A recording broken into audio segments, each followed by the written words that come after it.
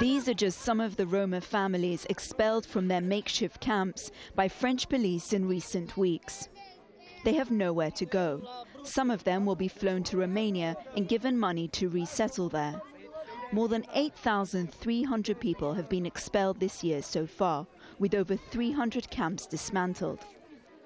France insists this is voluntary repatriation, but a UN anti-racism panel has called on France to avoid this kind of action, urging it to consider reintegration instead.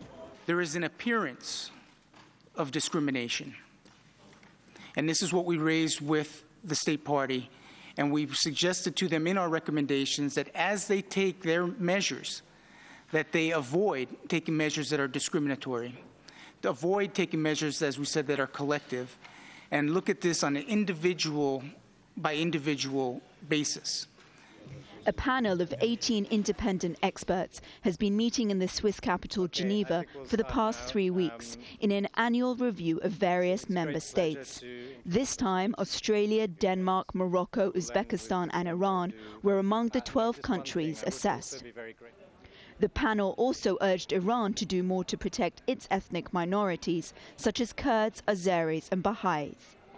The lack of data on minorities, despite a recent census, has added to concern that these communities are not fully integrated in Iranian public life.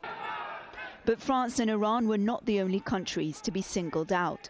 Concerns over the continued disadvantage of Aborigines in Australia's Northern Territory were also raised. But France was the first state to react to the report on Friday.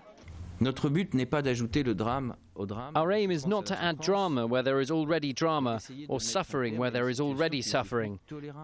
We want to end a situation which is no longer tolerable in the name of human rights. We have to end this hypocrisy.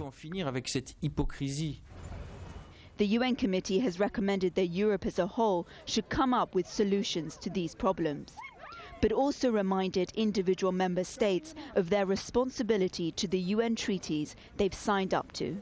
Nazanin Sadri, Al Jazeera.